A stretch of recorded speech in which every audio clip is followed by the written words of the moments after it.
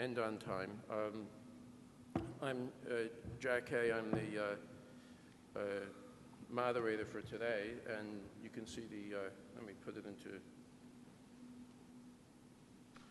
the list there so you can see who the speakers are for the session. We'll start off with Steve Alts, then Ron Beck, then Marcus Watkins, Mitch Goldberg, and Jorge Como. So the purpose of this session really is to sort of do the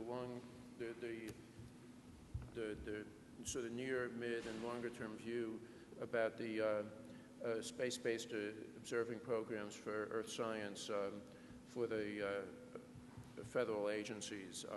Unfortunately, the DoD wasn't able to support this. They had the opportunity to participate. So we've got the civilian side. I very much appreciate everybody coming out for this. I think the idea is that the 2 hours or so that we've got, if everybody talks for about 15 minutes or so, that means that should use up 75 out of 120 minutes, which would still leave us 45 minutes for questions. So for the speakers, I will probably start giving you dirty looks after about 12 minutes. And then after about 15 minutes, 14 minutes, I'll come up and try and look menacing.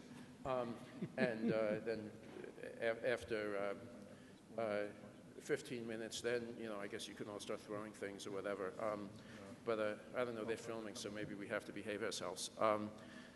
So that's the approach for this. I appreciate you all coming, and definitely really do want to have time for questions and answers with the audience, because I think it's a great panel to be able to answer questions about the plans that the civilian agencies have in this area. So our first speaker will be Steve Alts from NASA. Steve is the Associate Director for Flight in the Earth Science Division of the Science Mission Directorate at NASA headquarters. Steve has, I don't know, 30 years or something experience in the business, or almost that, not quite. But he's done enough for 30 years, working both sort of the mission and project side and the management side. So Steve's been on both ends as a mission doer and a sort of in the mission management area, and now in his role as Associate Director for Flight in the Earth Science Division means that he has purview over all the satellite flight programs that we have. So that's quite a bit. It's all the operating missions, all the missions and formulation and development, and sort of related stuff, and probably things that even I don't know about. So with that, Steve, let's see, we should just close this up, and let's see, yours Volts AIAA, right? Actually, Jack's even more right than he knows, because my first 15 years at NASA, I was literally a mission doer. I built doers for cryogenic payloads for satellites, so I spent a lot of years building doers before I got to be a doer. Well, thank you for the opportunity to be here, and actually I do enjoy these annual meetings, because when I look back over the last 5 years, I can look at these and say, so what did we promise then, and what are we doing now? And actually I have one chart in here where I show a little bit of the comparison of the two, and they're not too far off. People have asked me, how is Earth science doing these days, and in Earth science at NASA, and my comment has generally been we're an island of relative stability in a pretty much a turbulent sea of different of ups and downs for the rest of the missions, whether it's NOAA or USGS, the DoD. I say relative, but I think it is important. It is that way for Earth science, and you'll hear that I think today. So I'll talk a little bit about the overall Earth science division, and then of course I'll focus on the flight program side, which is what I'm here to talk about. Just to start the point here, it's 5 years now since we got our decadal survey in 2007, the first for Earth science, and it was really a seminal moment for the program because it got us out of this ad hoc sort of, I'm not sure what the policy was, it got us our earlier missions, but it was certainly variable and changing on a year-to-year basis. The decadal survey really did establish a new benchmark for us to start with, and we followed that up 2 years later with, or 3 years later with our climate plan. And these two documents, for anybody wanting to know what our guidance, what the sort of scope of activities that we have, these two documents do define those. There's a lot more in here that we can ever do because the budget's never matched it, but at least we try not to do things that aren't in here. So it kind of tells you what is the maximum possible, if not the actual allowable. So the Earth Science is a large program. We look at Earth as a system, and we break it up in many different ways. There's the research side. there's the research and analysis, there's the technology side and applied sciences. What my part on the flight is only one element. It supports all the rest. It's an integrated structure of activities. And you've seen these from Jack's presentations, which he can rattle off a lot faster than I do. But this is just one slice of how we do our mission science in the different science areas. Every one of our missions supports more than one of these focus areas, if you will. So they're all cross-coupled and cross-cut in many different ways. And the airborne science supports them as well. This is mostly in Jack's program, some of it in mine, but it also is another cross-cutting attempt to support multiple missions with a single infrastructure of capabilities. And the technology, which George will talk about, I stole this from him, so I'm not even going to talk to it much, but I just want to reflect the fact that the technology also looks at slices across all of our missions. So they look at it a different way from the sort of the bottoms up in technology development, whereas we're looking at from the mission side down, but they do meet in the middle for the most part in an integrated program. Which gets us to the flight side of the house. This is just one slice I like to show because when we do mission architecture, we talk about missions in the NASA way, which is by phase. And this is the chart I've shown over the last 5 years, and it shows what we have in every different phase. And I did note when I was going through this, we've gone from 12 to 15 missions in operations, and about the same number, 6 to 8, in formulation and development. So it is showing a progression. There is a marching from left to right as you get into, and you see the two I have here, SWAT and OCO3, are in formulation, but in pre-formulation, they're going to be there in the next couple of months, actually, into formulation. So we are ticking off, even though we're not meeting the agenda, the schedule set by the decadal survey, we are making progress against the milestones, against the missions that were defined for us, and we'll talk about the progress in a moment. So this is our current suite of operating missions, the two new additions. The one new addition this year is, it's not very good clarity here, is the NPP is the one new launch. Aquarius came in a little sooner. So we had a good year last year with the launch of NPP. We have a hiatus this year, no launches in 12, and actually only one launch in 13, but then we have a big bunch coming up. But we have a very complete and full operating mission scenario, no losses of satellites. Everybody's still returning the same data as they did a year ago. We'll talk a little bit about some improvements in the performance of a couple of these satellites. And I did mention before, the midterm report is in. And this was important for us to get an external review at the overall sweep of things, of how things have changed or improved for us, or how well we've done. Generally, the NRC report was complimentary of what the Earth Science Division has done.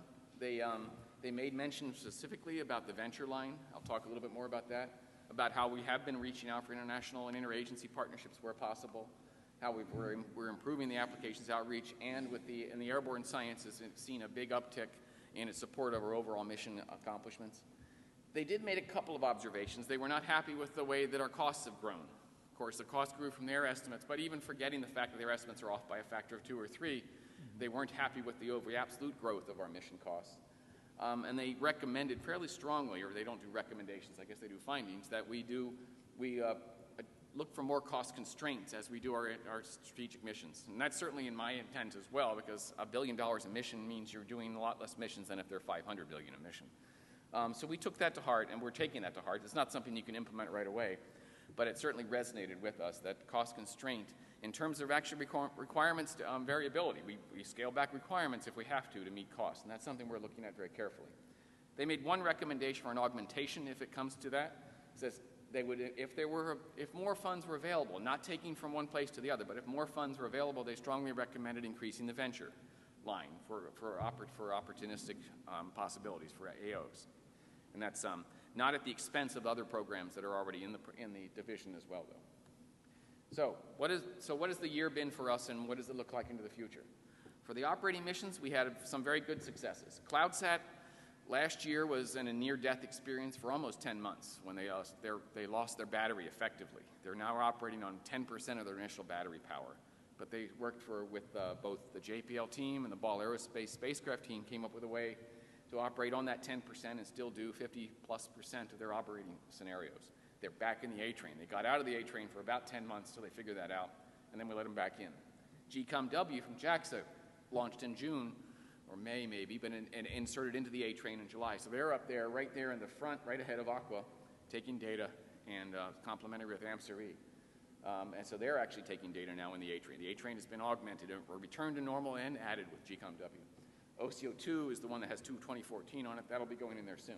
And obviously, as we said earlier, we launched NPP, and it's now providing data to the operational satellite operational weather program, successful one. For missions in development, we've had everybody's making progress. The sort of in terms of maturity here, LDCM and GPM have both completed all their instrument deliveries, and all instruments are performing to specification or above, meeting spec. They are both now in the ATLO, or the assembly, test, and launch ops. Not launch yet, but assembly and test. LDCM had some problems this year with the TIRS instrument and also with the spacecraft, but they've overcome those. They are still tracking now to a February of 13 launch, or one launch in 2013. And that's going to be a big deal. That'll be our first Atlas, I think, ever. And it's a big launch going out of Vandenberg in February. GPM also has all of its instruments delivered, 2 from JAXA, 1 from the U.S., and they are getting ready to go into thermovac in about a month. It'll be their first major system test. They've done some EMI testing and a lot of performance testing, but that'll be a big milestone for them. And they're looking to a launch in 2014, February of 14 for that one. OCO2 and SMAP. This time last year, they were in limbo in terms of launch dates because we had no launch vehicle for either of those. So it's been a big year for us in that we were able to break out of that stalemate, and we selected launch vehicles for both of those in this summer. So both will be launching on Delta 2s, different Delta 2s, with OCO2 going in July of 14 and SMAP in October of 14. OCO2's instruments delivered. It's in the middle of its assembly with the spacecraft right now. So it would have been ready for a 13 launch, but the launch delays, driven by the launch vehicle, pushes it to 14. And SMAP is getting ready, has completed its confirmation review. It's in phase C right now, and they made good progress with the launch vehicle selection. Now they are moving to the instrument port. The active portion is coming from Goddard and coming up in a couple of months, and they should be starting their system testing in the spring of next year. They're on schedule now. Both of these are on schedule for those launches, as I said. SAGE 3, at this point last year, the SAGE 3 instrument was in pre-formulation. So they're setting a new record for all of us. They've gone through phase A, B, and C, KDP A, B, and C in the last 10 months. It helps to actually have been built and sitting. It makes it easier to go through reviews if you're built already, which was easy for SAGE 3. But this will be the first time we've flown a system of this size on the space station. It's about a $100 million plus instrument. And it's going to be flying on the ELC-4 payload, launched by a Falcon 9 in summer of August of 14. And it's a good pathfinder for us for how we develop and implement instruments on the space station.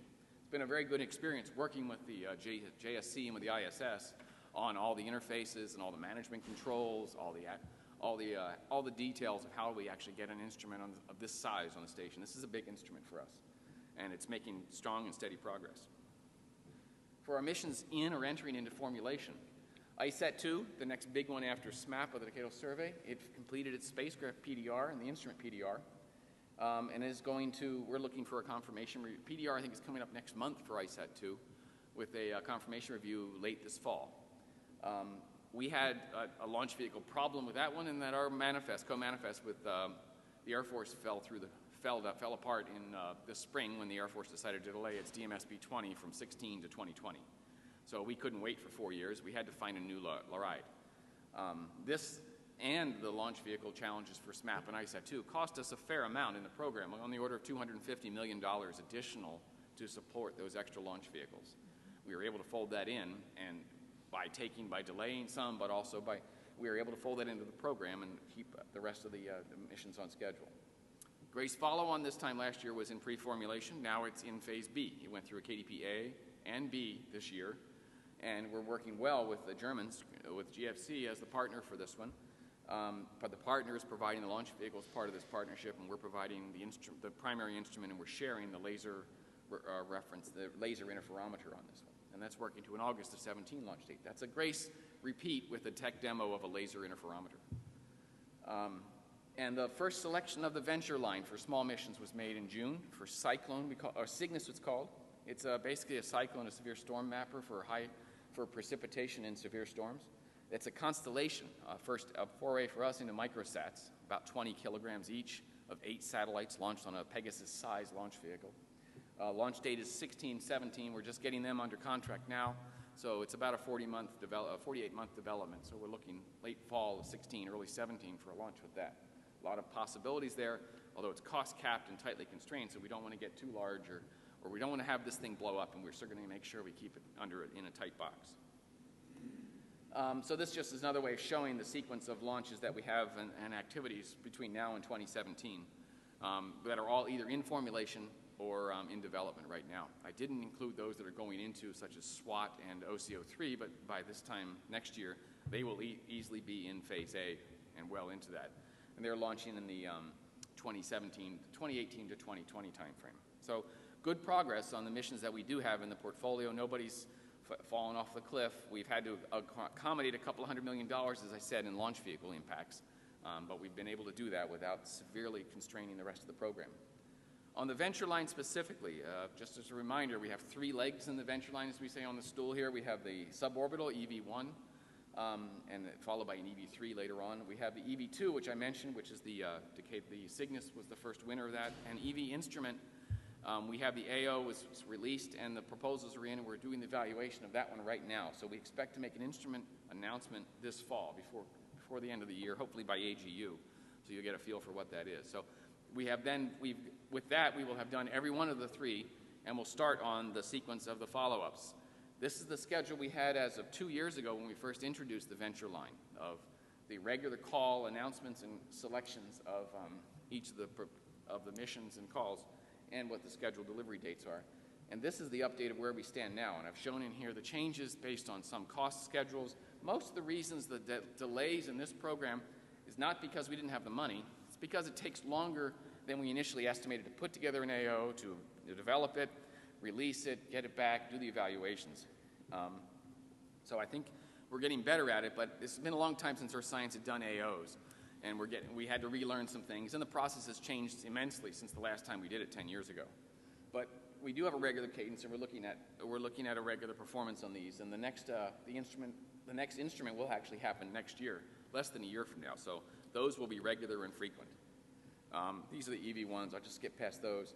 But I will say that on the EV1s, the suborbital, the airbornes, we have been doing science flights on this one. We did some Discovery AQ last year. CARV did some science flights that you can't tell in this picture, but it's over Alaska. HS3, our Hurricane and Severe Storm Sentinel, is flying over hurricanes now. We're supposed to have 2 Global Hawks up. I think we only have 1 up at the moment, but the second one will be up there fairly soon. They're doing a campaign this fall. And the other, Air Moss, our first P-band radar on the Gulf Stream, is flying now with its first data coming down, and it looks very good, very, very good. I mentioned Cygnus. So that brings me to my summary then, since Jack's starting to look anxious. We have continued, our operating fleet is strong now. Last year we were having troubles with CloudSat. Actually, I didn't even get to one of them, which I think it's as a test, is now operating again after being frozen up for a while. So we have a good one. With the addition of SUMI MPP and with the GCOMW, the A-Train constellation is looking strong and healthy again. All of our missions are on schedule for their launches in 13. As I said, 14 is going to be a really big year for us if we can hold these schedules, with 4 launches going up. And the venture line has the first 3 established, and EV instrument pending coming up very soon. And with an EV instrument, and next spring, we should be doing both an EV3 suborbital call and another EV instrument call. So both of those will be going out in the spring, or early spring. And we're aware that we're not going to overlap them on the same time, so the proposers don't get all overwhelmed with all these opportunities, although it's better than the opposite of not having any.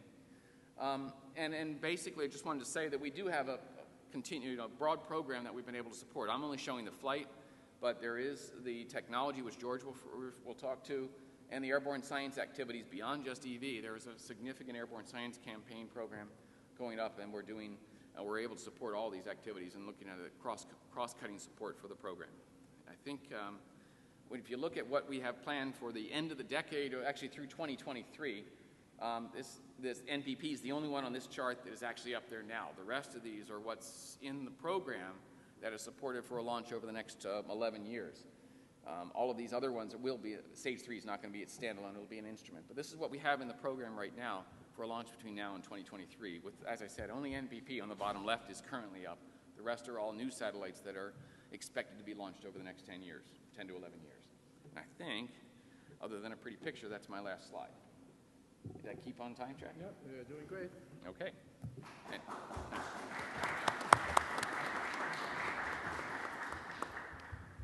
I think what we will do is we'll try to just hold the questions till the end and go smoothly. So next is Ron Beck from U.S. Geological Survey is going to talk about the status of the Landsat program. Ron's, I guess, a veteran of that program, I think, what, 35 years? 38. 38, okay.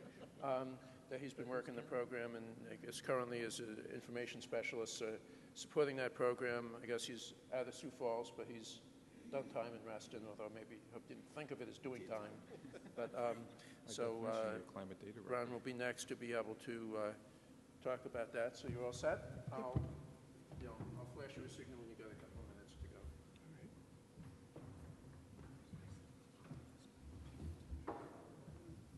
It is more than symbolic that I'm sitting at the table with these gentlemen because NOAA and NASA have been key players in the Landsat program from the beginning. And even though the USGS is by far the best organization, we rely heavily on our colleagues. And in fact, NASA's been carrying the heavy load to get our next satellites up there, and we owe them a great deal. So with that, our role in the Landsat program right now is twofold. One is to make sure, well, multiple factors here, to make sure we archive all the Landsat data and make those data available to the user community, whoever they may be, in a consistent format. Data continuity and consistent format are terribly important to the Landsat program, and we strive to make sure the data are available to anybody who wants it. And I'll address some of that more directly here in a minute. Just a quick slide on the Landsat history. NASA's been involved for most of it, and as has NOAA, as has the commercial sector, but the one continuous role has been that of the Department of Interior, specifically the U.S. Geological Survey. And Landsat, some of us are still celebrating. Just this last July, we celebrated 40 years of the Landsat program. And the anniversary is important to those of us close to it, but more significantly, we have 40 years of Landsat observations of the global landmass. And it's a family photo album of change and conditions on the surface of the planet for 40 years. And that, we feel, is really significant.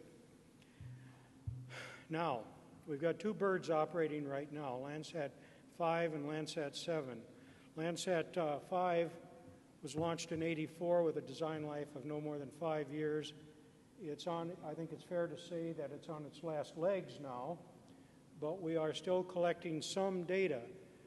The ETM is no longer functional, and we are relying on the old MSS sensor on Landsat 5 and collecting limited coverage primarily over the North American continent in the northern hemisphere growing season.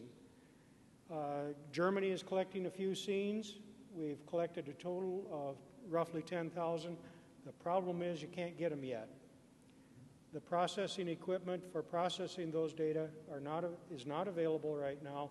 We're working on systems so that we can not only process the data, but make it available. But in the meantime, we're collecting those scenes from Landsat 5.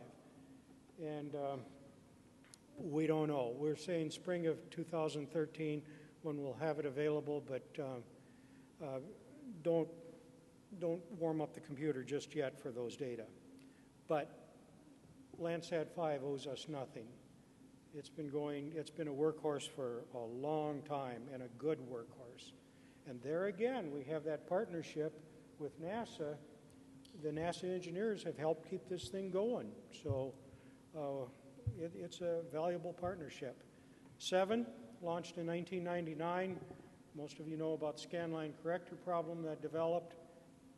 Significantly, a number of us thought, well, when that scanline corrector problem developed, people wouldn't care about Landsat 7 data anymore. Turned out to be inaccurate. A lot of people still rely on Landsat 7 data for their work. And since we made the data available at no cost starting in November 2008, I've been surprised to see that Landsat 7 data have been downloaded more frequently than even Landsat 5. So the user community wants those data, and our job is to make sure it's available. And here's just a quick slide. I won't read all these numbers, but we've got roughly 3.5 million scenes in the U.S. archive going back to 1972. And I, a year ago, couldn't have said all the way back to 72 because we had some 72 coverage, but the processing equipment for processing those early data was outdated a long time ago. We have since gone back, as I'll show you in a minute, to a way to collect those data, process them, and they're now in our archive. So you can look at a Landsat scene from August of '72. It's older data and not the same resolution as later data. It's 79-meter MSS data, but it's still proven useful. Our objective with Landsat data is get the data out there. So we started making it available at no cost. The old days where we would print negatives or positive 40-inch prints, those days are over. We only make one product available, terrain-corrected data, available as a download only, and no cost. Now, how did we do that? How can we afford to give it out at no cost to you? It did cost the USGS and NASA money. That's why we cut it back to one product instead of offering a lot of options. And the accounting process and collecting the checks and financing the checks and all that business, we got rid of all that so that we could make the data available to you at no user cost. How successful has it been? Some of us remember the early days of selling Landsat data. Our biggest year as a sales was in 1998 when we sold 25,000 scenes in 1 year. And now it is common under the download to download 25,000 scenes a day. That's how popular it's been. And this slide, which was put together in April, is outdated. 2 weeks ago, we passed 9 million scenes downloaded, and it's continuing to climb. So the data are out there, and the user community wants the data. Our job, get it to you. Just for kicks, I threw this in. We run statistics all the time. We've got engineers who thrive on that sort of thing. No idea why. The most popular scene in April was the California coastline. I would have thought Sioux Falls, but for some reason that fools. I alluded to this earlier. We went back to the old Landsat 1, 2, and 3 data that were largely inaccessible. We found processing systems, and we've recovered those data, so we now have 106,000 new scenes in our archive that give you the option of change over time going back to those early scenes. Again, available at no cost. One of the stumbling blocks we faced, I mentioned to Jack, I've been involved in the program for a little over 38 years, way back to the ERTS days, was how can a user see what data are available? It's been a nightmare for all of us. It's been so complicated. This last year, we went to Esri, partnered with them on a quick look system that you can zoom in on a selected scene on an area. You can zoom into Sioux Falls and see JPEGs of all the scenes we've acquired, or just one scene, the most recent, the oldest scene, whatever you want, and download the JPEG of that scene. Or if you want to download all 338 one at a time, please, you can do that. It's the slickest system I've seen for access to the Landsat data in the 38 years I've been involved with the program. And our objective on that was to prepare, really, for Landsat 8 and what will be coming next with the OLI. On the Quick Look system, we only use a few bands to give you a sense of it, but if you want, you can download the full scene, again at no cost. Who are the users? Very, very quickly, this is a little bit skewed. The educational community, since the data are available at no cost, has absolutely exploded. We've seen middle school teachers downloading Landsat scenes and having the kids process Landsat data. And they can do that because it's no cost. In the old days when you had to pay as much as $4,000 for a scene, limited use in the education community. Interestingly enough, the U.S. federal government's one of the smaller users of the data, 3%. And how are they doing it? Again, this one's a bit skewed. You'll see at the bottom, 13% are using the data for fires. Well, it's no secret. Look at the western United States the last couple of years. All the wildfires and forest fires. Landsat data has proven to be a really valuable tool for that. And if you went back 7 or 8 years, fires were about 4% of the users, now 13%, and after this year, it may be even stronger. Now, another thing we've done, we've got just under 4 million scenes in the U.S. archive. The international ground stations have collected data over the years, and the deal was they were to share those data with us. They've been a little slow to do that. We're going more aggressively back to them and saying, we want those data in our archive so we can distribute it at no cost. And they are doing it. And some of it hasn't been fully processed. Some of it's orphan data. We're collecting it and loading it into our system. And you can see over 5 million scenes are in the international ground station networks. And it's our job, our challenge, to get those data. A few countries have been very cooperative. Some countries a little slower to respond because they're selling the data within their regions. And if we get it, make it available at no cost, there's less enthusiasm for sharing it with us, but they're doing it. And Jack's going to throw things pretty soon, so I better move right along. Steve mentioned the Landsat Data Continuity Mission, or Landsat 8, going up in just a couple of months.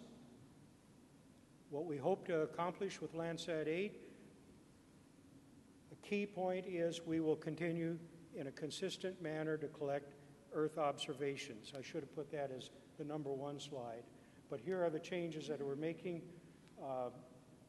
We're getting rid of the banging mirrors of the whisk broom sensor and going to another system now. Fewer moving parts means less chance for failure. Instead of 250 to 300 scenes a day, we'll be collecting over 400. So more data in a better format, and again, available at no cost. And here's a chart. Scheduled launch February 11 next year. And I'll end with just a very quick comment on what happens after Landsat 8. We have some assumptions, and the one in red is really the key thing here, that we will continue to collect Landsat-like data, whether it's through our system or through the commercial buy or whatever it may be. None of that's been decided yet. We're moving aggressively to find a system that'll work for us. We are concerned about Landsats 5 and 7, and what would happen if Landsat 8, God forbid, doesn't make it. We're assuming it will. We want to ensure the success of the program with a consistent kind of Landsat-like data. That is our challenge and that is our goal. Working very closely in partnership with these folks right here who are leading the charge to get us what we need. And I threw this one up. If you want to get at Landsat data, I would encourage you to try that landsatlook.usgs.gov. It is so simple and so easy, but I will warn you, it's hypnotic. You'll start looking at a lot of scenes, even beyond those you know need immediately. And in summary, we're in trouble with Landsats 5 and 7. We're preparing for Landsat 8. We're discussing what happens after that. There were meetings at the Department of Interior just this week to say, where are we? What can we do with our partners in NASA? No answers yet. I'm sorry, I just don't have any for you. We're going to be aggressive about it, though. We're not going to sit back and wait for Landsat 9, I was going to say to fall out of the sky, to go up there. And I think, Jack, you want to save the questions for later? Right, yeah. Yep. Thank you.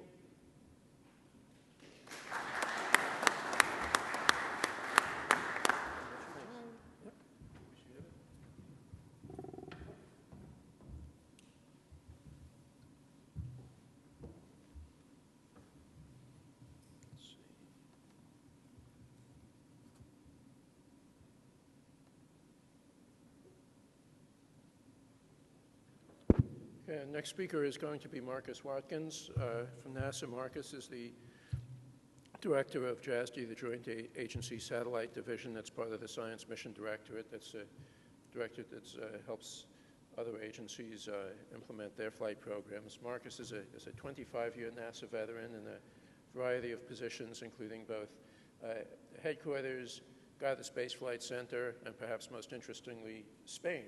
He was the NASA representative in Spain for several years. He's also been the Director of Safety and Mission Assurance at Goddard, had a couple of other positions at headquarters before he became the JASD Division Director. He's a graduate of the George Washington University with degrees in engineering and management, and several awards from NASA and Goddard for the work that he's done. And today he'll tell everyone about his work for JASD. So you're all set. Yes. Thanks, sir.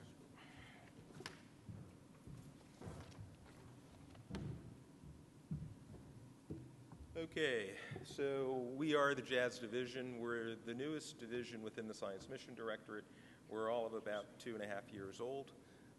We were formed as a result of what was INPOS. And so after INPOS was separated into the civilian and defense sector, NASA headquarters needed to create a division that could actually implement joint agency agreements and implement programs and projects on behalf of other agencies such as Commerce / Noaa, as well as our friends at USGS. JAS was, in addition to being formed initially to take care of JPSS, which was the new partnership relationship that existed between NASA and Noaa, we also have other missions within our portfolio. Jason 3, the MEDOP mission, Discover, and GOZAR. We're a relatively small little group. We're about 12 people. And we also include a NOAA deputy, Lee Gatto, just to make sure that we are communicating very well with NOAA NESDIS and Commerce. I was wondering if people can hear you. Can you hear me okay? Right. Okay, great. My voice doesn't carry, but I thought the microphone helps. I was having trouble hearing you. So yeah, we're a small organization of about 12 people. We manage about $1.8 billion on behalf of our partner agencies. We utilize the same processes, 7120.5, as do other NASA programs and projects. We focus efficiently on managing operational satellite projects with a variety of acquisition strategies in order to actually achieve getting these missions launched on time, on budget, and on schedule. We're the single point of interface for other agencies if, in fact, they want NASA to work on their behalf in developing satellite projects. And we're a permanent structural presence within NASA headquarters for other federal agencies. Again, the JAS division does the typical role of a division. We are a little bit different within the Science Mission Directorate, as we are the only division that really doesn't do science. We build satellites for other people. We implement them in line with NASA's policies. We distribute reimbursable funding across the various centers that we utilize to implement our portfolio of satellites on behalf of our customers. We work very closely with our partners for overseas interaction and communication. And ultimately, we represent our partners' interests at flight planning boards and other NASA key decision meetings. The only other thing to take away is that, again, because we are implementing on behalf of other agencies, the other agencies are the final decision makers with respect to any and all things. The overall JAS launch planning schedule, NPP was a good day for us. The Earth Science Division had been working on it for a number of years. The role that we played was via IMPOS and making sure that we had a ground system that was up and running in order to be able to handle NPP, as well as some of the instruments actually came out of the IMPOS, came from IMPOS, which is one of the reasons why NPP was a bit late. We have a launch coming up that we support, MEDOP-B, which will be launched, I believe, on September 17th out of Baikonur in Kazakhstan, and Tecate, which is a really cool little mission. Again, you've got Source up there that's beginning to degrade with respect to the satellite. It's way past its life. The batteries are slowly fading, and there's a long-term 34-year total solar radiance measurement that we want to continue to get. And so Tecate, and working very closely with our Air Force partners and with Noaa, we were actually able to take some spare equipment, and we will launch hopefully in July of 2013 on STP-3. And the other missions you can see, Discover is coming up, as well as Jason-3. The GOES-R program. Again, this is some of the status and things that we've been able to accomplish in our relatively early life. We went through our KDPC meeting, which was held in 2012. The ground segment and spacecraft have also successfully completed CDRs, and completion of the mission CDR is planned for mid-November. For Discover, in addition to flying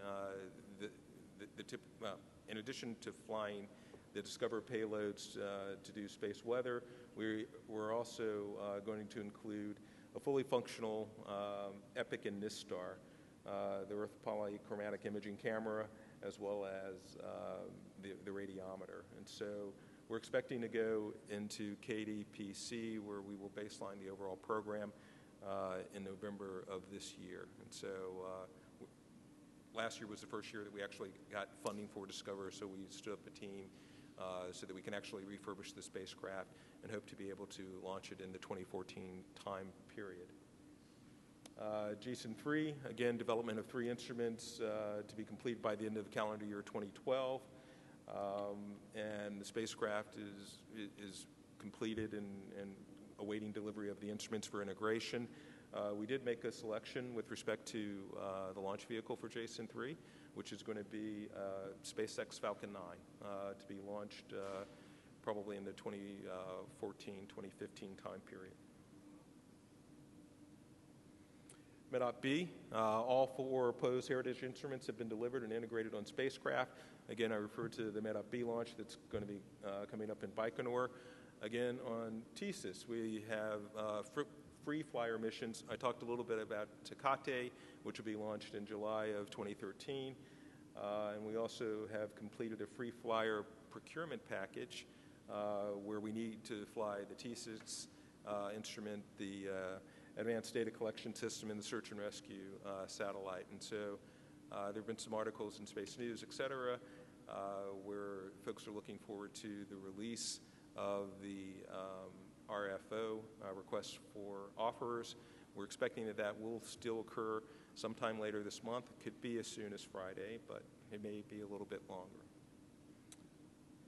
Now I'll move to the JPSS program status. Again, the lovely Sumi launch that everybody was waiting for. The wonderful science continues to be derived and coming from that mission. I'm not going to spend a lot of time on this. In some of the other sessions, people went through the instrument packages and how we derived the instruments that we are flying today from some of the heritage. And Mitch Goldberg, our science expert, will be going through some of the really cool data that we've been getting out of the instrument suites. And so I'll leave that to him.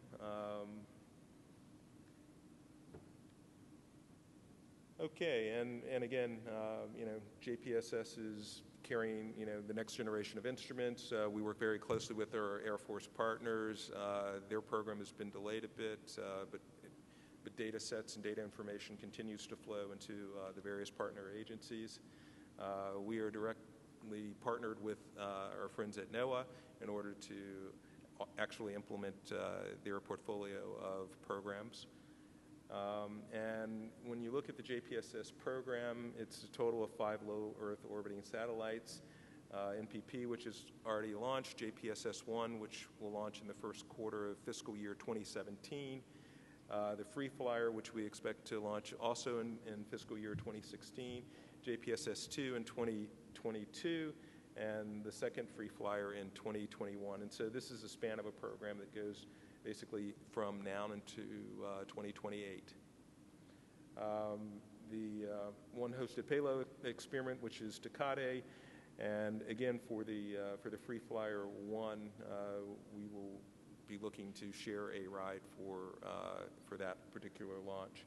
2 ground systems, the JPSS overall ground system, and then we're leaving an option with respect to the Free Flyer for a standalone ground system, or one that could actually be integrated into the existing common ground system. Data processing and archiving systems as well. Again, that was NPP, but that's also the way JPSS-1 is going to look, except for we're also carrying Ka band antennas. Again, I'm not going to spend very much time. In fact, I'm not going to spend any time on the instrument suite and the various measurements that each one of these highly advanced critical instruments are providing. Mitch will go into, again, a lot of detail as to the success of the advanced instrumentation that we are flying. That's for the Free Flyer, again, the search and rescue, the advanced data collection system, TSIS, TIM, and SIM. So overall status, again, we have transitioned from what was INPOS. We are now in JPSS. We have all new NASA contracts for each one of the instruments, as well as Ball as our satellite provider. We've selected our launch vehicle, which is going to be a Delta II. And we are moving forward with all necessary agreements between NASA and Noaa, as well as international partners, to achieving these missions successfully. One of the things that has occurred, we successfully transitioned the operations from the Earth Science Division ultimately to the Jazz Division, and later in calendar year 2013, it'll go from Jazz Division to Noaa, which has typically been the way that, after we get them up and they're checked out, they are ultimately turned over for Noaa for overall science and data. Again, NPP is just going swimmingly well. We're very excited about the data products. Already data from ATMS, Chris and Ops, and VIIRS has been publicly released, and people are very pleased with the data. So we, again, have moved into, from the overall program perspective, we've gone from successfully completing our KDP-0 formulation for the program, which occurred in July of 2012. We have successfully completed the JPSS Flight Project Systems Readiness Review in April 2012, which was a huge step for us. We've also completed the SDR in August of this year, and so everybody came out and we went through the entire systems definition review and for the ground project. And so that was a very good meeting, was well received by our standing review board and others. And we've got the preliminary design review and KDPC milestones, which will be occurring in 2013 to get us into full implementation. And we are currently working with the program systems definition review and KDP1 milestone, again, which should be completed sometime next summer. So again, JAS reimbursable satellite programs and projects are all moving forward. This has been our easiest year to date. Our first 2 years of our life were extremely challenging. We have resources. We understand that we are going to be under a continuing resolution at the beginning of this year, but again, since we finally were able to get from 384 into the roughly $900 million number, we have adequate resources even under a CR to move forward with the JPSS program. The GOES-R program does have some issues associated if in fact we don't get an anomaly with respect to that program, because we're at roughly 685 and we need to get up to 815. We've made it clear to Congress and the Executive Office of the White House that it's really important in order to keep the GOES-R program on track, that we receive funding before the end of the calendar year. Otherwise, we may have to begin to slow down the GOES-R program and its associated launch readiness date. JSON-3 instrument delivery, again, is planned for February of 2013, and we're really looking forward to the MEDUP launch date on September 17th. And, again, the performance of NPP is going extremely well. So we're very pleased with the partnering relationship that we have with NASA, with the Earth Science Division, with DOD. So things are well. And I believe that's my last chart.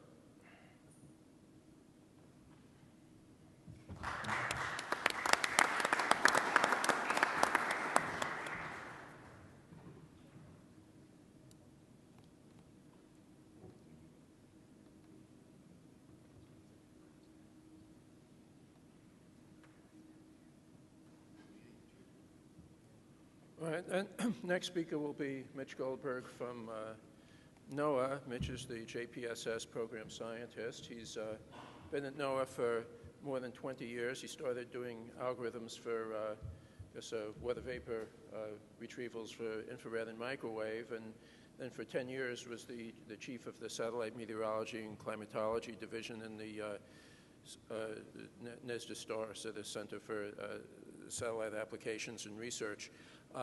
He's a meteorology or atmospheric science graduate at the University of Maryland, his PhD, which has recognized him as a most distinguished alumnus, and as part of the Department of Commerce.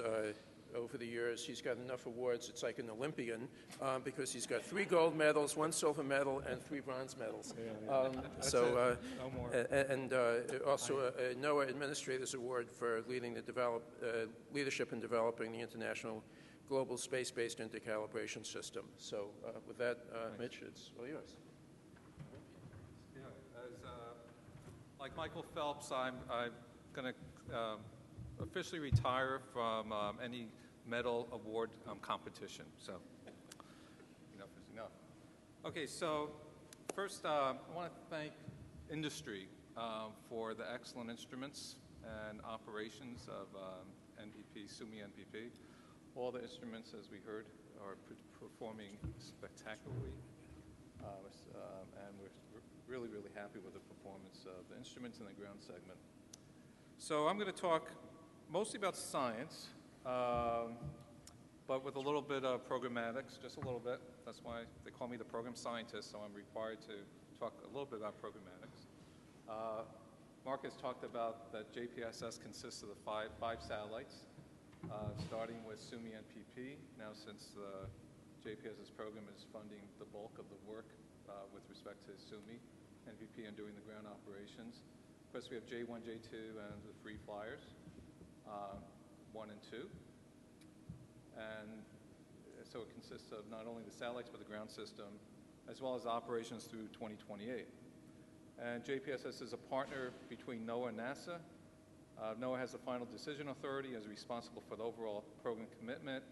NASA is the major acquisition agent for the flight and the ground, leads program system engineering, program safety and mission assurance. And Noaa is responsible for operations, science, data exploitation, archiving, and infrastructure. We're still committed to the 3-orbit constellation. So with NPOS, as you know, we had 3 orbits, and it was just too expensive. and there were other issues. And so JPSS is focused on delivering the afternoon orbit. But through partnerships, with UMETSAT, for example, they also have advanced instruments. They have a hyperspectral infrared sounder. They have a microwave sounder. And so they provide us with critical data from the mid-morning orbit, and then we also have our DoD partners. I always say that the J in JPSS stands for a couple things. One is the joint program with NASA, and it's also the joint program with our international partners, and also DoD, with agencies that have made the commitment to provide sustained observations, so it has to be multi-mission, and of course, having the data free and open. And also I should mention JAXA. JAXA is a key partner because they're providing the AMSTER-2, which actually mitigates, if you remember the original NPOS constellation included a CMIS or a MISS. And so that's our surrogate for MISS in the afternoon orbit from AMSTER-2. This is an old flyout chart. But what I want to say about this is that, that the DMSP-20 is now in the early morning. So that was moved to 5:30. So we'll have DMSPs going out until at least the early 20s, until the follow-on to DoD has been decided. So we're in good shape for at least this decade for having observations from the early morning orbit. Then we have the MEDOP birds in the middle, and then we have Noaa 19, followed with NPP and J1, J2. And on this chart, I don't show the free flyers, but they're there. I have to update this. And so these are the instruments, ATMS and CRIS. Those are the critical missions sensors for the weather mission. They allow us to predict weather days in advance. So when we see on the weather reports that a hurricane is projected to be in this location 5 days from now, it's really the CRIS and ATMS type data sets, or is the critical information that provides us with that capability. Then we have VIRS, which provides many critical products for a lot of imagery type of characterizations, such as snow and ice cover, clouds, fog, aerosols, etc.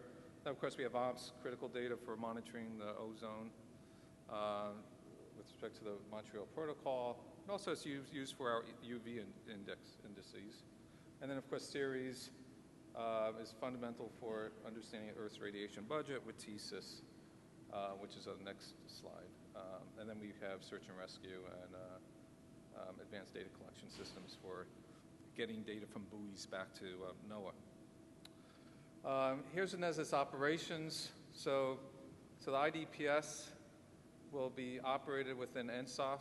That's the Noaa Satellite Operations Facility. And the data is being processed using both two data receptors, from Svalbard and McMurdo. It brings the data in. The data goes right away to the NASA Science Data Segment, all the XDR data sets, so NASA gets to continue their science mission. And it also goes straight to our CLASS long-term archive, which is called CLASS. To get the data to NOAA customers, the data goes to something what we call NDE, NPP data exploitation. Soon it will be called JDE, JPSS data exploitation. And that's how the data gets reformatted into formats that the users require and gets distributed to our NOAA customers, and also will get distributed to our DoD partners as well as to UMETSAT. We provide data through NDE to our UMETSAT partners. And UMETSAT's the gateway of NPP, JPSS data to the European community. And then there's some NOAA unique products, legacy products that are generated that also gets to our customers as well. And these are the list of the environmental products that we're very familiar with, I think. I believe so. We've been seeing this chart for the last 10 or so years. In addition, we have the GCOM products, the AMSTER-2 products are listed there. And we also provide direct broadcast, which is very, very valuable, because for many applications, the users need the data, even faster than 80 minutes, sometimes within 10 or 15 if you're using, for nowcasting applications. This shows the coverage from one site in Wisconsin, at the University of Wisconsin, and you get terrific coverage because of the large swath just from one site. So we're working in the program. I have a program science line focused on applications. So we have this, definition of end-to-end, and what does the end really mean? The end, of course, is the instrument data coming in. The other side is generating products and having them available, but I like to push that end further to the right and working on applications. Now, the data is critical for NOAA's mission. NOAA, is a unique agency because it does provide, it is really the gateway of key critical data sets or information to the public, for the public safety, lives and property and so forth. So we have these 4 mission areas. The Weather Ready Nation, of course, that's critical. That provides us with our very accurate weather forecast that we have today. We have a mission called Healthy Ocean, and that's really through NOS and our fisheries, managing marine resources, and also providing us with the health of the coastal ecosystems. And then we, of course, have climate adaptation and mitigation. And so if you look at, these are pictures of products. And so a lot of times we think of products as the end product, temperature, water vapor, but it really is not. It's more, these are the objectives of NOAA. So NOAA is not to produce the best temperature profile, it's to reduce loss of life and property. Number 3 is healthy people and communities to improve air quality and product services. So we're really focused on product and services. And of course, there's a science element of that. You have to have good science, and that's why we work closely with NASA on the science in order to support these products and services. And then we have, for example, for ecosystems, understanding coastal ocean ecosystems. Here we have improving coastal water quality, supporting human health and coastal ecosystem services. Safe access to the Arctic is really important. There's a lot of resources in the Arctic, oil, minerals, gas, natural gas, and having access to the Arctic is important for this economy. And that's why NPP data, or JPSs, is highly very valuable, especially VIIRS, because of the high repeat coverage that we get up there. Okay. And so the challenge is to move from products to end-user applications. And so this is part of the program that we have now in JPSS. We call it the JPSS Proving Ground Program. But it's really to ensure that the users are ready for the data and to improve their key operational research products and services, and focusing on, these are just some examples.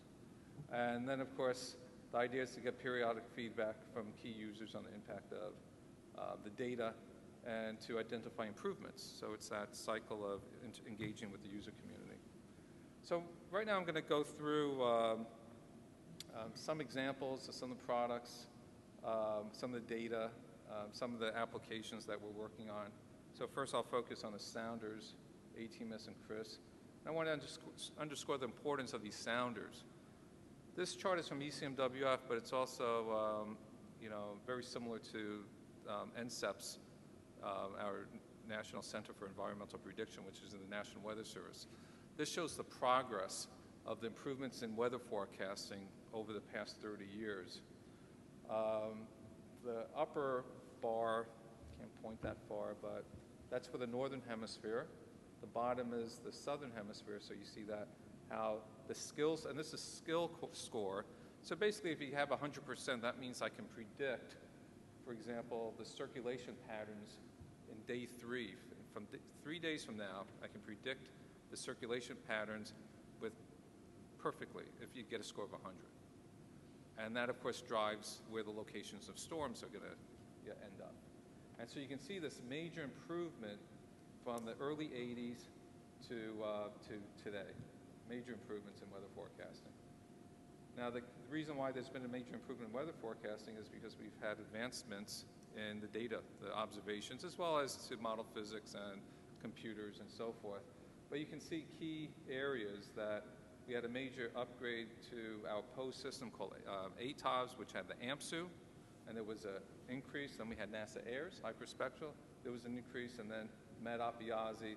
And so CRIS and ATMS are critical for maintaining this and even furthering improving it, but it's really maintaining continuity. And this is another slide from ECMWF that shows which instruments are the, it shows the reduction in forecast error by different type of instruments. And you'll see the top two are basically the microwave and the infrared, by far the top two. So it's very, very critical. And so we use CRIS and ATMS together. CRIS provides us with high vertical resolution. Because of the shorter wavelengths, it's impacted by clouds. So that's the CRIS image on the upper left.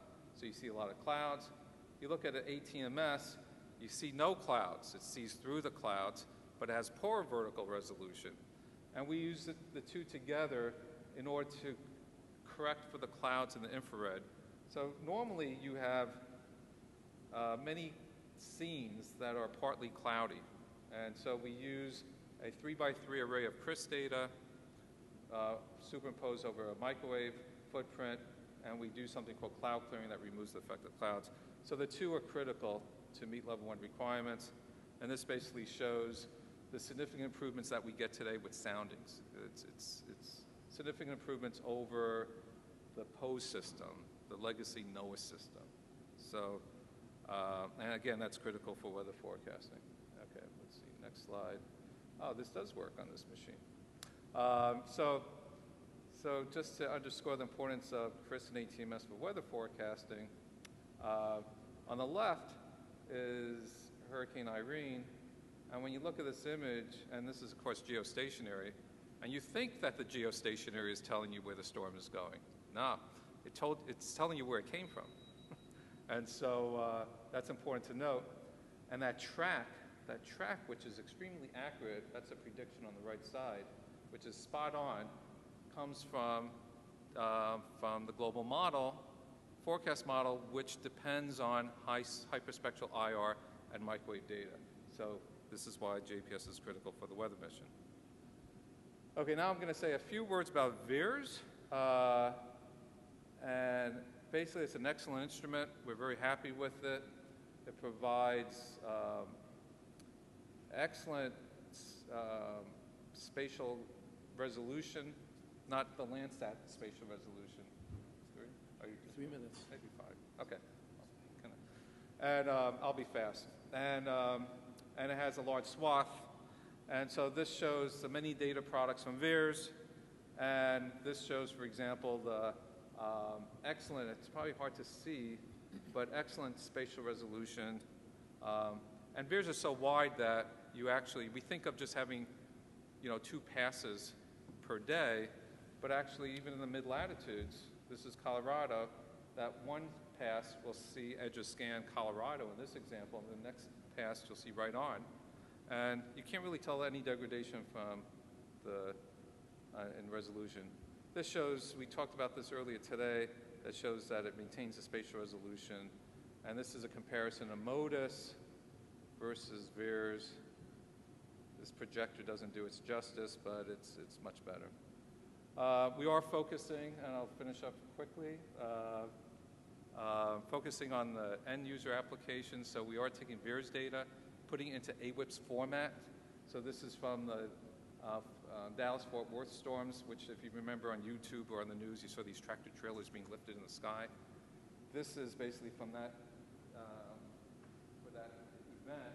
And you see these little black dots. These are very cold, overshooting clouds and advanced Vs that are very, that really indicates tornadic activity, very high correlations. So this is why we're working, and this is getting VIIRS data into the forecast, operational forecast, as this is in Alaska.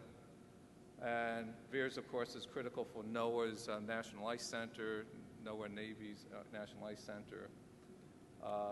And this is a nice image from NRL, generated this, that shows this breaking of the Peterman Glacier.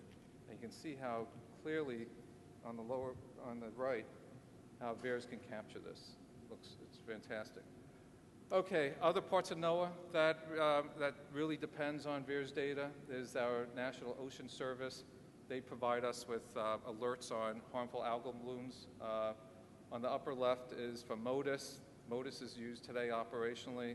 And then lower right, we've already put the VIIRS data into NOS operations. Active fire, we have a proving ground for active fires. This is a nice image of VIIRS imagery. It shows clearly the hot spots and the burn scar if you had a better projector. And this is from the day-night band. I didn't say anything about the day-night band, but we have this new capability, and you can see things at night. This is what Hurricane Isaac, Hurricane Isaac, looks like at the day-night band. So you can see things at night that you couldn't see before, which is very exciting. This is a recent publication came out this week from the publication of the National Academy of Science that they discovered, Stephen Miller and company discovered that the day-night band actually works at night without the moon. And so you can pick things out that you wouldn't be able to pick. It's a very exciting discovery. That here you can see low clouds. This is the Korean Peninsula. And overnight, if you had just IR, sometimes you can't see the contrast between the cold of land and the clouds. And here you clearly can. And I'm basically finishing up now. Jack, sorry. OMPS, of course, is critical. I already mentioned that. We're very excited about OMPS. Here's a picture from data from OMPS LIM. Of course, Ceres and TSIS, critical for understanding the energy budget. Here's an image from Ceres, from Langley. Outgoing long-wave radiation and reflected. Finally, what's very, very critical is that this data set continues a long-term data record that was established by both NOAA and NASA. So we go back now for more than 30 years. Definition of a climate data record or climatology is 30 years, so now we go back further. And, I forgot one image, but anyway, I wanted to show an example of what that is, an example of a product, but that's okay. And these are our key partnerships, which I already mentioned before, and here's my summary, and I'll conclude. Thank you.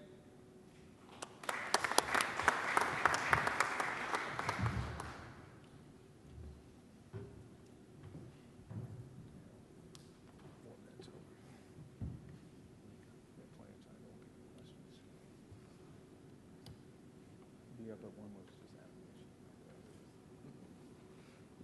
The glacier one was like 15. And the last speaker for this session is Jorge Como from NASA. George is the director of the Earth Science and Technology Office at the Earth Science Technology Office at the Goddard Space Flight Center, and he serves as the associate director for research in for the Earth Science Division of the Science Mission Directorate. George is a 38-year aerospace industry veteran, including 21 years at the Air Force and working at NASA, where he worked on ground system for Space Station Freedom, worked as a program manager for Landsat 7 and Topex Poseidon, and now running ESTO. George was recently recognized with the Outstanding Leadership Medal by NASA for his work in supporting ESTO. And with that, George, you're on.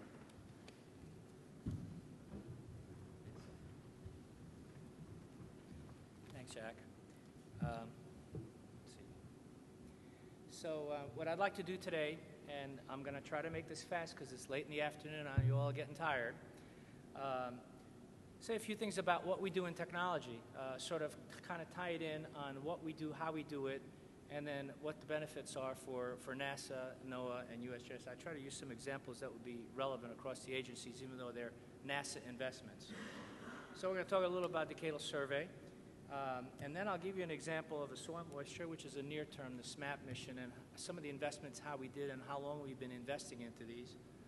I'll talk a little about weather. This is our path, for NOAA on how to do some of these soundings from GEO for them. And then I'll talk a little about the land imaging, the hyperspectral work that we've been doing for history, and I'll tie it up with the winds. Everybody wants to do winds. Everybody needs three-dimensional winds, but it's a real challenge to get there. So I'll show you what we've been doing to make that happen, and that happens to be also the last decadal survey mission. So this is the decadal survey. You see it in line formats and time formats. We kind of use it a pictorial format. And we kind of look at it and say, okay, this is what we're doing, this is how we're handling, these are the challenges that we have for the earth science community to make measurements in. From a technology perspective, what we want to do is to take a look at it. So from a technology perspective, how do we enable these? And so we looked at really basically the different ways of sensing and the way we want to do that.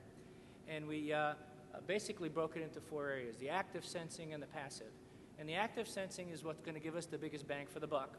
So we took a look at where are our investments in lasers, or where we need to make these laser investments. And as you can see, you know, the ISAT, obviously it's a very near-term activity, but there was some laser work that was done about 10 years earlier to enable this capability. And then the same thing with the SANS. That's a very critical measurement to make. It's active sensing lasers from space. Very difficult, challenging from a technology perspective. We're not there yet. We need to do some more work on it. And you can always, after I'll talk about the 3D winds. And then, of course, the list of LiDARs out in the far end where we have multi-beam mapping LiDARs. And so those become real challenges. So we look at them. So where are our LiDAR investments, and what do we need to do to make that happen? Of course, we must remember also our radars. That's going to be the other active sensing that's going to make a big difference for us. And then we took a look at where do we want to do that. And, of course, with SWAT, we're doing the ocean topography with the Ka band and the W band. We're investing into other than just the normal typical technologies. We're trying to advance the capabilities. And then we can go all the way out as far as out to scalp. And we are doing actually some investments in that far out activity to make these things capable, because we have to. Technology has to do it early and up front.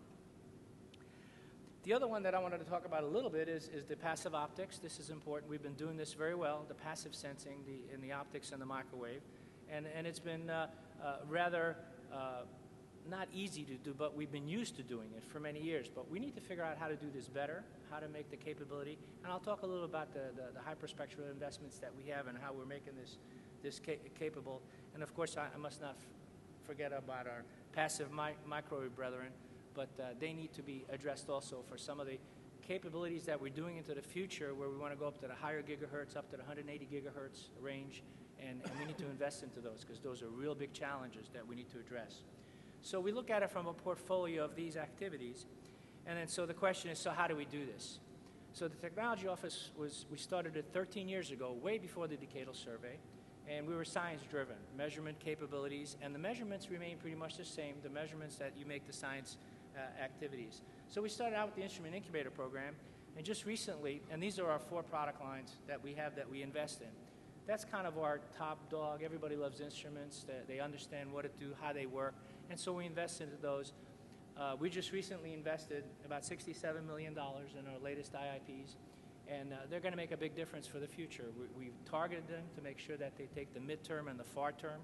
We're about the only ones everybody worries about the near-term investments to make the commitments and make the missions go in the early days. We worry about the mid and the far term. The component technologies, we look at subsystems here, where we look at detectors and FPGs and things that we can enable in systems, and so the subsystems are important to invest into these areas. And we just did an FY11 one also, where we had funding to do that, and we spent about $16 million. They're a little bit less, they're about $1 million a piece, but we're trying to move the technology readiness along so that the systems capabilities are enabled in the future. Information systems, another area everybody forgets about. You know, we all talk about, you know, how we're going to do instruments, how we're going to do all these wonderful things, but there's a lot of capability. NASA, especially Earth Science, is a real data hog, and so we have a lot of issues of getting data down. Then how do you do that? How do you take care of it? How do you process it? How do you visualize it?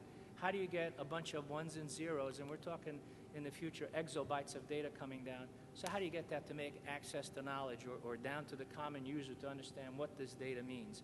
And so we invest into those areas, into data product generation, visualization, things of that nature. And then our 4th line, and that's our new line, and it's kind of, I'd like to unveil it. We've always been talking about 3 lines, but we do have authority to go ahead. As you all remember, in Earth Science, the New Millennium Program was doing flight validation. One of the biggest issues that we had was we couldn't get the valley of death, getting these technologies for space capabilities. We'll get them into airplanes. And so we're going to, we had actually had a couple of prototypes we showed how we could do, and this is really in the CubeSat arena. And we had a couple of prototypes we were demonstrating. We're going to have one that flew on the NPP. Unfortunately, it did an unintentional prox ops and docking to the other CubeSats, so we didn't get it to work like we wanted to. But we're going to rebuild that, refly it, and then, so these are our prototypes to show how we can do some of this technology validation in space so that it's much easily accessible and ready to be used by the formulation managers and how to build the future missions. And so what we're going to do is we call this the INVEST program. It's the Spaceflight Validation for Earth Science Technologies. And I was given a little bit of funds to try this, so we're going to call this our pilot program. And if we demonstrate that this pilot program works, then the assumption is that we're going to get additional funding where we can go into some serious flight validation. Not into the $100 million class, but maybe into you can do CubeSats, you can do some of the microsats and small sats. So that's what we're looking at. And we're going to, it says the first solicitation expected in the fiscal year 12 and 13. And what I can say about that is it's imminent. It's going to happen very quickly here. So that's how we move these technologies along. These are our investment line items. And this chart actually talks about the investments that we've done since the decadal survey came out. I mentioned to you that we've been investing in earth science technologies earlier than that. Our office was starting to do in the measurement capabilities. But actually, and this thing has actually made the midterm review of the decadal survey, which we're kind of proud of. It kind of says that, hey, we're actually thinking about the decadal surveys and where the technology goes. And so what I'm going to talk about today is several things. I'm going to talk about SMAP a little and how we're investing into these. And each one of these bars, I call this the airline seating chart, but it's all our investments that are relevant to that mission. And in some cases, in information systems, you have multiple relevancy because information systems flows, it's a cross-cutting activity. I want to talk about SMAP and what we're doing for a near term on how technology is enabling that. Talk a little about history, about the hyperspectral capabilities, where we're going, what we're doing with that. This is the GEO for temperature, humidity. This is the sounders and what we're investing in there. And then I'll kind of wrap it up with the 3D winds on where we're going.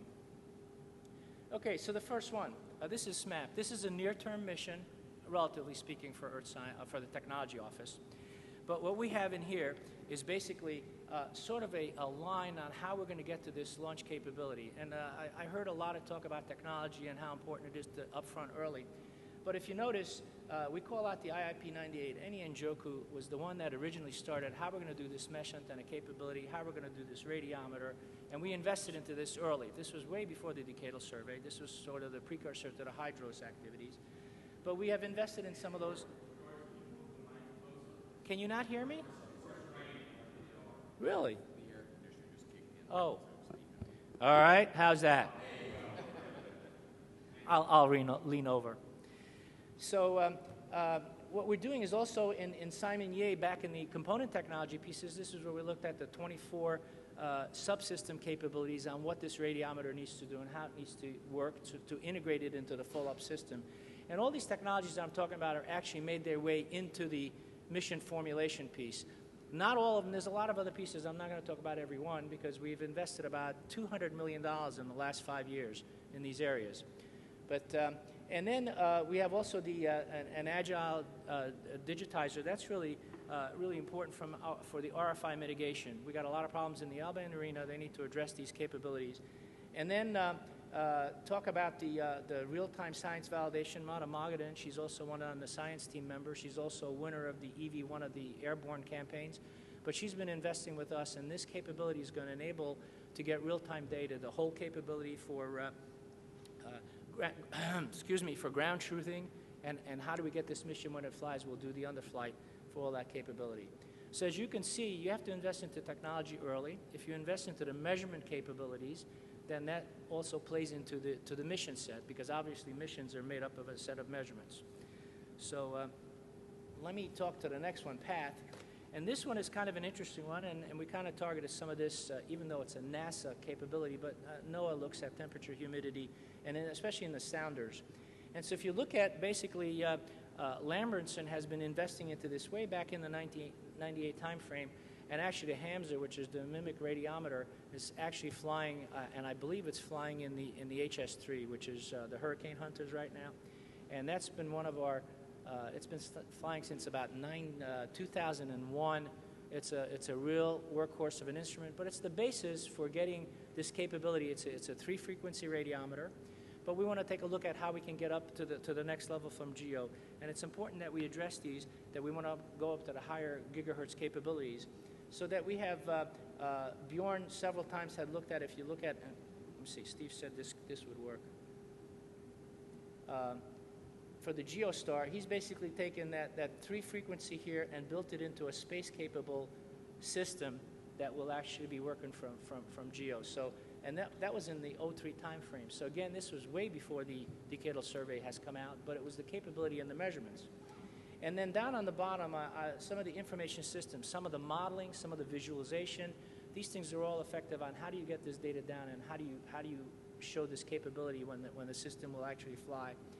And then we have lots of risk reduction capabilities and subsystems, and so it's important that we invest into these to make these missions capable of the future. And then one more I want to talk on. This is the history of the hyperspectral, but this is in the IR. We've got actually investments that airborne campaigns are flying these instruments. They're making their way in. They're reducing the size of the hyperspectral. Ever since EO1 flew, we've had really great inputs back from the land community that they like what they see in the hyperspectral imaging. And so we're moving out. We're actually investing. We have an Avarice HG that we just finished. It's had some ARRA funding. It's really actually going to be the workhorse for the airborne campaigns for the hyperspectral. So lastly, let me talk real quickly about 3D winds. This is important. Everybody wants it. Nobody wants to pay for it, except us. So what have we done? We've looked at how a 1 and a 2 micron LiDAR could possibly do this. One can't do without the other. That was our premise. So we have one that's basically a directed detection LiDAR, 1 micron, a coherent 2 micron. And then we had a new racehorse come in that talks about the autocovariance wind LiDAR. And so we flew all 3 of those. We invested in the Instrument Incubator program to see which one would be the best capable to do that. Then we moved into the ground systems, and this has been going on for about the last 7 or 8 years. And the genesis of this was in the laser risk reduction program. And that cost some of the basic laser investments to make this capability in the detectors and the power. And we're far away from it. We're still, we have some power issues, laser issues, detector issues, but we're all working through that. So we ground tested all of these from the ground to see if, in fact, it can retrieve wind from the ground. And they, in fact, all 3 of them done a very good job of it. And then we compared the first 2 was the direct detection and the coherent, and then the autocovariance was flown against the MOPA LiDAR that's out at Noaa out in Colorado, and all 3 of them got wonderful grounds back. So we decided we're going to go try them on the airplanes. So we flew one of them on an ER2, and in fact brought back some retrievals. It did have some issues. We also flew about 110 hours on the NASA grip with the coherent LiDAR. But we had a lot of lessons learned there because we had some thermal issues, the laser wasn't aligning, so we had somebody with a big heavy parka suit sitting in the belly of the DC-8 adjusting, tuning the LiDAR to get the information back. So it was a lesson learned. And then, of course, we had the one that flew on the WB-57, the autocovariance, and they did wonderful. Autonomous operation, they got data back from high altitudes. So things are looking pretty good from an airplane perspective. We're not quite ready to go to space with them yet. And some of them are going to be adding some additional flight capabilities down the road. And what we're going to try to do is make this 3-wind measurement in the future. Hopefully we can accelerate it as the lasers become more available. But there's 2 huge, huge challenges that we need to address. So where are we going? Basically, our office is, we do everything open, we compete everything. It's not directed, so you get theoretically the best of the best. We have frequent solicitations, so we repeat our solicitations. We look for the money that's set, usually what the PIs tell us what they need. We try to get that to them. That's the best way you get a good partnership working. It's science-driven. We've always talked about being, we do everything for science. And then it's peer-reviewed, so it gets a fair shake, so it's not somebody's great idea getting pushed forward. And then the infusions happen because the technology is good, and the PIs actually make it happen. We don't make it happen. ESTO does not pull the technologies. We just enable them. And then basically, we're getting state-of-the-art instruments and component technologies and the information systems. So this is my new improved slide. And I tell a story about this because it says that technology empowers the future. I used to say in the beginning that technology is the future. And Jack Kay took great exception to that. He says, science is the future. So I said, okay. So I enable science. So I use technology enables the future. And then somebody came up to me about 4 months ago and said, you know, George, you don't enable, you empower. And I said, boy, you know what? I really like that. So that's my new logo. Anyway, thank you.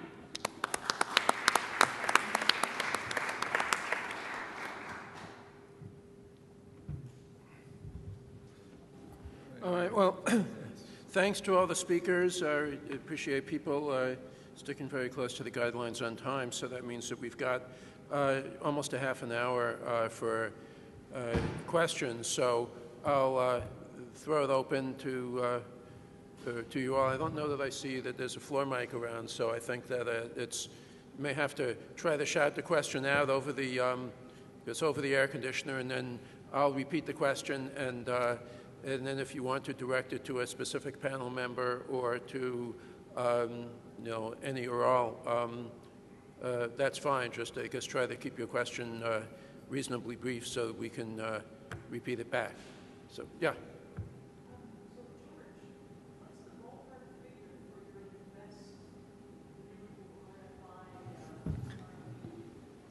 Okay, it's a roses element. Okay, George, you want to repeat the question? Oh, I'm sorry.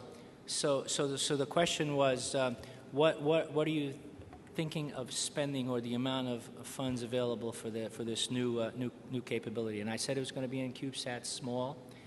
We're talking to the tune of about maybe 3 CubeSats total selection, to the tune of about $2 to $4 million, roughly each. Yeah. No. Unless you guys come up with some really great ideas that's less than that, then we can obviously get more. But just stay tuned. It should be coming imminently. All right, other questions? Let's warn.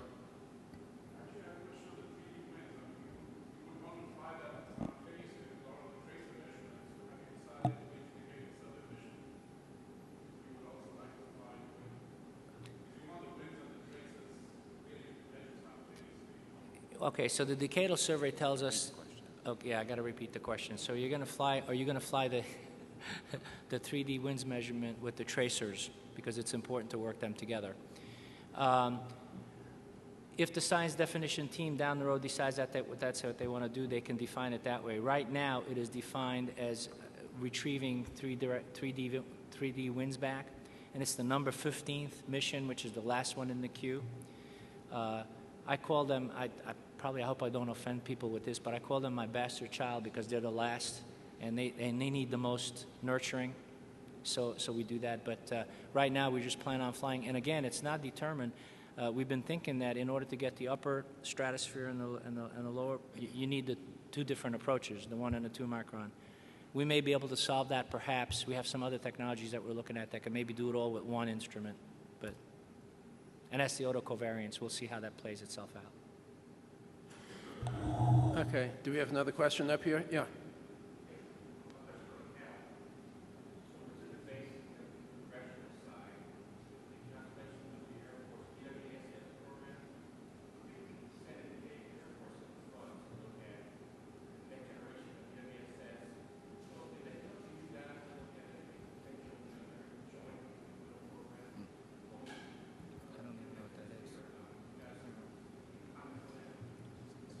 Jack? Okay, yeah, so the question is about the DWSS program and what relationship any of the agencies have up here, what might be with that. I guess that's the question summarized. Okay, so anybody want to take that, Marcus? So again, we've been working very closely with the Air Force as they're going through this process, and we're staying, linked in with them. We're making them aware of what our plans are. And as they begin to formulate their plans, we'll see if there's synergy to continue on. But we've got a long historical working relationship with the DoD, and we will continue with the Air Force and Navy and the various agencies as they begin to formulate their position moving forward with DWSS. Anybody else want to take that, or? I was just going to say that, add to that is that when they start their requirements analysis, they are going to include NOAA and NASA as part of that. So, so we'll be part of the process. Okay, other questions? Ron?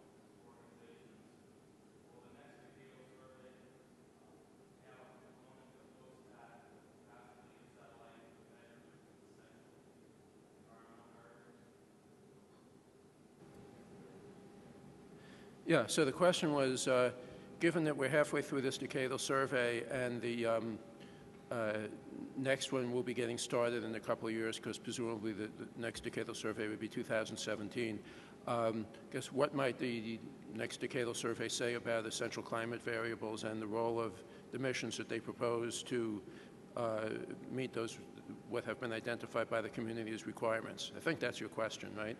And that's, gather the panelists are tossing that one to me, is that right? Or, yeah, so, I mean, well, first, Mitch, you want to answer that one, just say what you can. There's international activity on that subject, I mean, through CEOS, and so CEOS is doing an inventory on all essential climate variables and relating it to different missions, so they're going to be able to assess the health of the observing system with respect to climate, and hopefully that information will be used by different agencies in planning their future missions. So there's that effort in CEOS. And actually Mike Freilich is chairing the SIT, the CEOS Strategic Implementation Plan. So NASA is actually very active in that area. Which is meeting today, yeah. Actually. At Reston, USGS. Yeah, yesterday and today. So, anybody else want to add anything on that? I mean, I guess the one thing that I might say is, you know, it's the decadal, you know, unless we specifically ask you to decadal survey about that, then of course they're free to comment on whatever they may want to say as well, especially in terms of the balance between continuity and innovation, because that's always a challenge. I would segue off that a little bit too. The decadal survey is, if it's on a 10-year cycle, we should get something in about 2017, and within about a year to 18 months, they're going to start collecting their panels and doing their survey, you know, start talking to the community. So we got, what was it, 103 PI proposals were fed into the survey last year, which then boiled down to 35 and then further boiled down to 15, and we're going to launch 5. So if there are inputs, we should be thinking now, the community in general, about what would be the appropriate advice to give to the Academy when they come out in 3 years, and hopefully not just another PI proposal which goes through that same, you know, meat grinder process to come up with something in the end. So we're hoping to see, I'm hoping to see from my point, not just a shopping list of 15 missions, but something which allows a little more flexibility. It takes account of what's up there, what's not up there, and gives us a little bit more programmatic flexibility for how we implement it. So this is the time to start thinking about what you're going to be telling the decadal survey, the Academy, when they come around in a couple of years.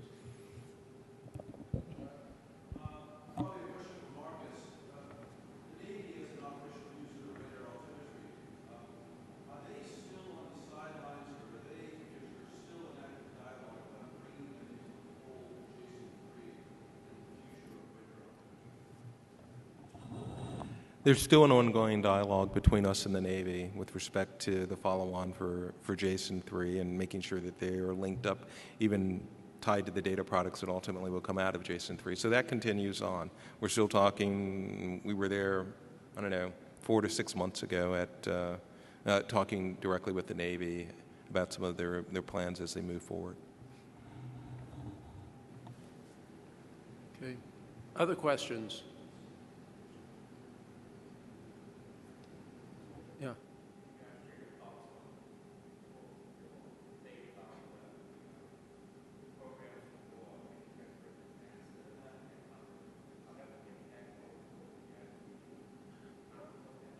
Okay, so the question was about the Senate language to transfer the funding for NOAA operational satellites from NOAA to NASA, right? Is that the question? Okay, so anybody want to take that one? So I guess I'll take that. So clearly, Senator Mikulski put forward a plan or a strategy for having NASA take over various aspects of the existing program.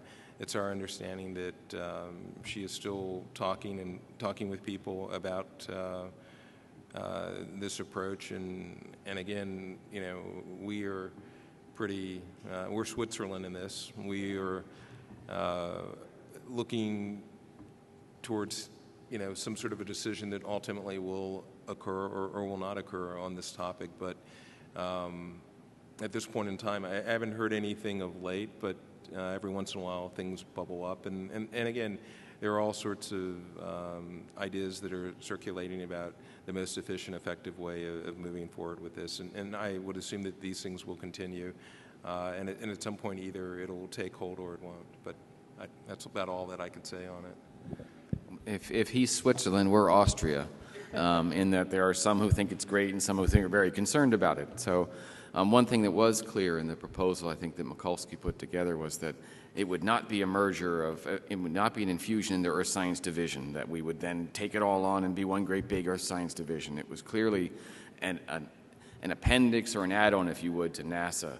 So the programs you see that they're doing would just be done a different way. It would not be a merger of two programs, at least in the proposal that was made. And that's something we certainly, it would be in our best interest too, not to merge operational weather with research, because that could be a very difficult program. It would not be to the benefit of research if that were to occur.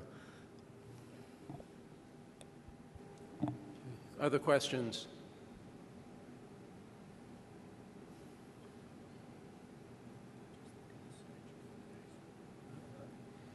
All right, well, if there's no other questions, it's still a little time, but I'm sure if anybody wants to come up and approach the speakers, I would think they'd be more than happy to do that. In the meantime, I'd like to thank the speakers. I'd like to thank the audience, and once again, thanks for being here and hanging in late into the afternoon. And I guess the meeting continues, what is it, 8 o'clock tomorrow?